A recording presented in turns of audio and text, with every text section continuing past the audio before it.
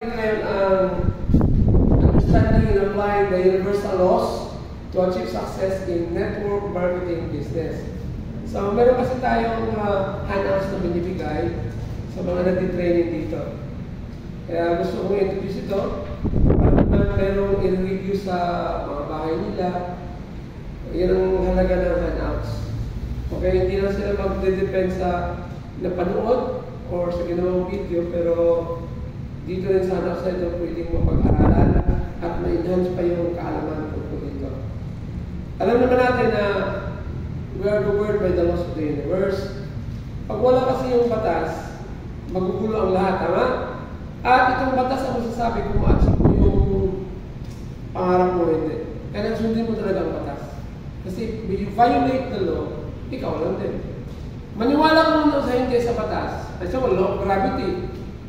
Ayaw maniwala sa law of gravity. Kaya anong gawin mo? Apektado ka. Sabi niya, hindi ako naniniwala sa law of gravity.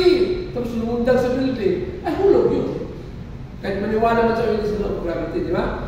Dito, meron din tayong laws of the universe na hindi tinuturo sa mga eskwelahan. Actually, hindi tinuturo. Kasi pag nalaman mo ito, na alam ng mga billionaires, magkakaroon ka ng idea kung anong gagawin. Okay? Sa sarili mo, pag-develop, at the same time, sa pag-ituko sa kapwa. So, dito nakalagay, the basic reasons of learning the universal laws. Ang unang reason, strategic marketing. So, mas alam mo ngayon ang dapat mong gawin sa mga sitwasyon na you are involved in marketing. Okay? Para mas maraming matutulungan sa mga produktong sinishare natin. Number 2, building trust. So, kasi alam mo yung laws of the universe, you build the trust. Kasi yun ang kasi yan eh. Alam mo ang batas eh, di ba? Kasi magka-trust tayo yung mga may involved sa pag-share mo ng products. Okay, ikaw mismo gumagamit ka ng produkto, so you build the trust. Sabi nga natin, isa sa mga batas is, paano mo mapapaalam sa iba na maganda yung produkto, ginagamit mo. So, you're building trust. Then, resilience. Maintindihan mo kung bakit may minsan tumataas, minsan bumababa ang sales, minsan nakikilala hindi. Kasi may batas kasi na dapat sundin. So, you develop the resilience. Kaya bumaba, mag-learn ka ngayon.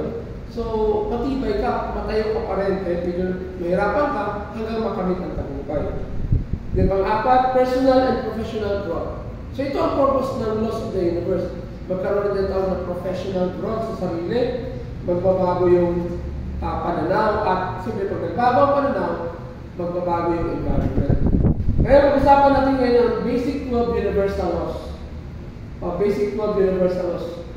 So, ang una, law of cause and effect or the law of karma. Kung anong nilabas mo, yun ang babalik sa'yo. Kaya kung gusto mo may babalik na maganda sa'yo, na mas marami, maglabas ka ng isang kaunti. Para ang babalik sa'yo, mas marami. Parang paano yan, nagtanim ka ng binhi. Isang binhi lang yun, tama? Pag tumubo yun, magkakaroon ng mga prutas at maraming binhi yun. Sabihin, isa lang yung tinanim mo, ang bumalik sa'yo, napakarami. Paano ka o tinanim masama? Marami rin masamang babalik. Kasi yun ang laws of the universe. So sa negosyo, pag nagtanim tayo ng mabuti, papasok ang napakaraming mabuti sa tamang panahon.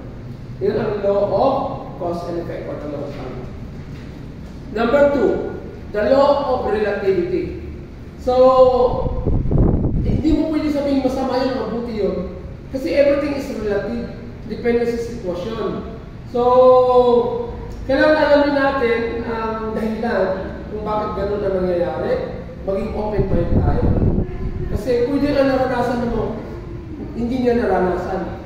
Kaya para maintindihan mo yung tao, alamin mo, magtanong ka sa kanya. Kaya hindi mo pwedeng ipilit ang produkto mo kung alam mo hindi niya kailangan yun. Alamin mo muna kung kailangan. Di ba? Law of relativity. Alamin mo yung sitwasyon mo. Para maintindihan mo, madali mo lang i-offer yung products na kailangan niya. Claro? So, punta tayo sa sunod. Law of polarity. Everything has opposite. So, normal lang yan na mayroong rejection. Kung nagwa ka, i-reject ka. Alam mo, hindi niya kailangan. Ha? Or kailangan niya, hindi lang nila intindihan na kailangan niya. Okay, so, yun ang law of polarity. na meron talaga mahirap. Bago ka maging successful, dapat mahirapan ka muna.